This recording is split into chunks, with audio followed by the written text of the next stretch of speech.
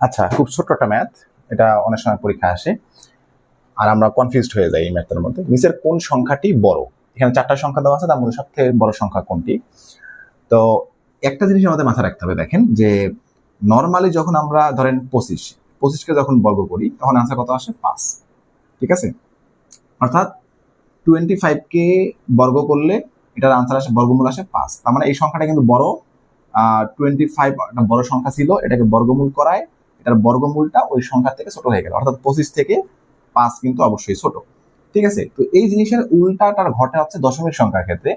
দশমিক সংখ্যার ক্ষেত্রে ধরেন আপনার 0.2, হ্যাঁ, এই সংখ্যা, এটা হচ্ছে সংখ্যা, এটাকে বর্গ করেন 0.2, এখানে যে আনসারটা আসবে ধরেন 0.45।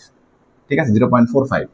ঠিক আছে, তো এই যে দেখেন দশমিক সংখ্যার বর্গ করলে যে বর্গমূলটা আসে, এই বর্গমূলটা কিন্তু ওই সংখ্যার থেকে বড়। এই কনসেপ্টটা আপনাদের কাজে লাগাতে হবে, এটা একটু মনে রাখবেন। ঠিক আছে, তো এইগুলো আমাদের সমাধান করে বের করতে হবে। যেমন ধরেন এখানে আমাদের 0.3 আছে, 0.3, এই 0.3কে যদি আমরা বর্গমূল করি তাহলে আমরা পাবো 0.55। তো এই যে মানগুলো আমি বের করতে আপনাদেরকে দেখাচ্ছি, মান আপনাদের বের করতে হবে না, আপনাদের যা শুধু কনসেপ্টটা দরকার। সেটা কি? যে দশমিক সংখ্যাগুলোকে যদি আমরা বর্গ করি, এদের বর্গমূলটা ওই সংখ্যার থেকে বড় হবে। তাহলে দেখেন তো, বলেন তো 0.2 বড় হবে নাকি √0.2? অবশ্যই এটা বড় হবে।